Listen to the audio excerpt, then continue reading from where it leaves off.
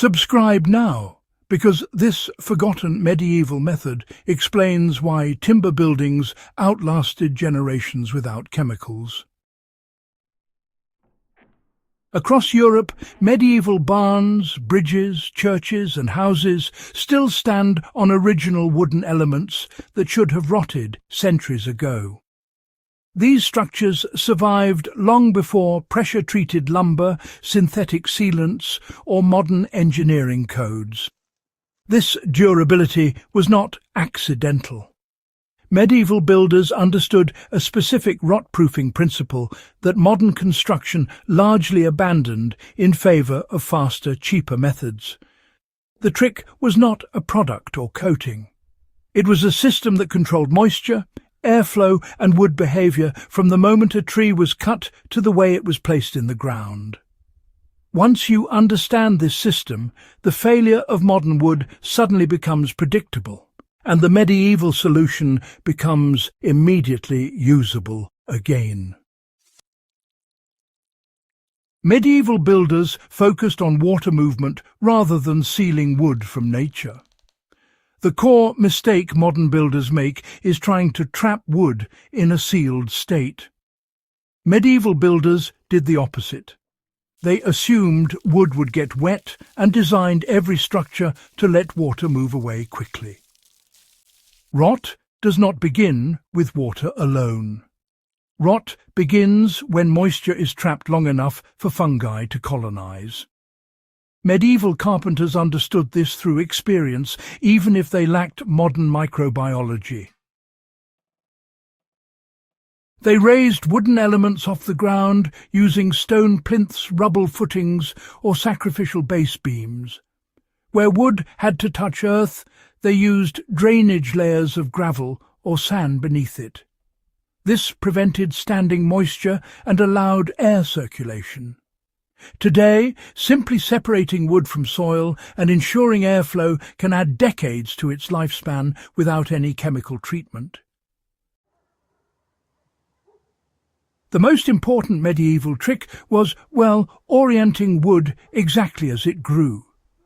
Medieval builders paid close attention to grain orientation and growth rings. When beams were placed, they were oriented so the heartwood faced down and sapwood faced outward or upward.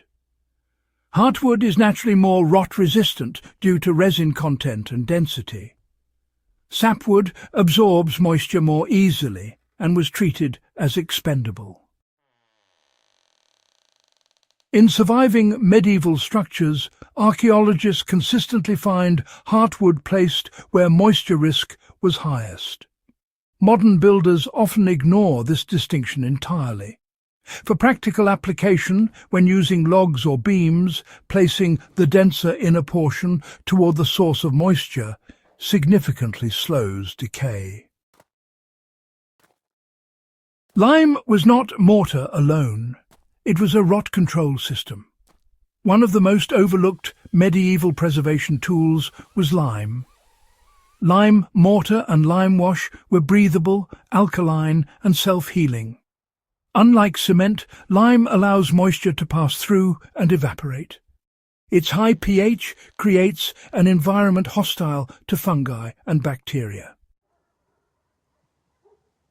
Wooden beams embedded in lime mortar often survive longer than those encased in modern concrete. The lime absorbs moisture, releases it gradually, and prevents microbial growth. For modern use, lime-based plasters and mortars can be reintroduced in timber-framed buildings, especially where wood meets masonry. Medieval builders accepted sacrificial wood instead of fighting decay everywhere.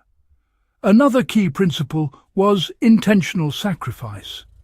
Certain wooden elements were designed to rot first so the structure could survive. Sill beams, door thresholds and lower posts were often easier to replace. Builders focused preservation efforts on core structural members and accepted periodic replacement of sacrificial parts. This approach reduced catastrophic failure. Instead of hidden rot spreading unseen, decay appeared where it was expected. In modern projects, using replaceable ground contact elements such as removable post bases or secondary beams follows this same logic and greatly increases structural lifespan. Wood was, seasoned slowly, not dried quickly. Medieval lumber was air-dried for years, sometimes even decades.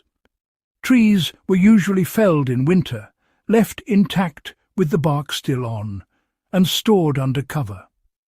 This slow seasoning, it reduced internal stresses and helped preserve the natural resins in the wood. Fast drying, on the other hand, creates these tiny microcracks that actually invite moisture deep into the wood. For modern builders and survivalists, this really means prioritizing air-dried lumber for any critical structures. Even partially air-seasoned wood performs better than those rapidly kiln-dried boards when exposed to outdoor conditions. Surfaces were treated to shed water, not to block it entirely. Where coatings were used, they were always breathable. Oils, tars and lime-based washes would penetrate the wood fibres instead of, forming a hard shell. These treatments slowed water absorption while still allowing evaporation. Medieval tarred beams and oil-treated shingles remain functional today precisely because they never trapped moisture. Applying this today means avoiding plastic paints and sealants on exterior wood. Natural oils and traditional tar treatments do require a bit of maintenance, but they prevent the hidden rot that modern coatings tend to cause when they fail. Medieval buildings survived, because they were designed to breathe. Timber-framed houses were intentionally drafty by modern standards. Gaps, ventilation paths and open eaves allowed for constant airflow. This dried wood naturally after rain and really reduced fungal growth. Modern airtight construction, quite often, creates the exact damp conditions that rot thrives in. In practical terms, adding ventilation gaps, avoiding sealed wall cavities and allowing airflow around wooden components, that restores this medieval advantage. This rot-proofing trick was a mindset, not a material. The medieval approach worked because it respected how wood behaves over time. Builders accepted moisture, planned for movement and designed for maintenance. Modern construction often assumes materials should be permanent and maintenance-free, an assumption history proves false.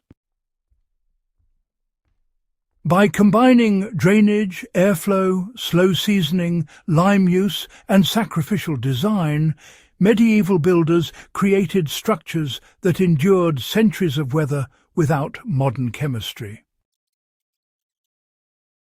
Subscribe again before you leave, because forgotten knowledge is still the strongest tool we have.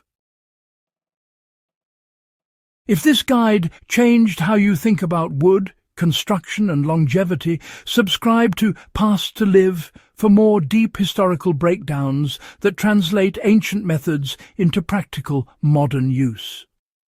Share this episode with builders, homesteaders and anyone serious about creating structures that last longer than their own lifetime.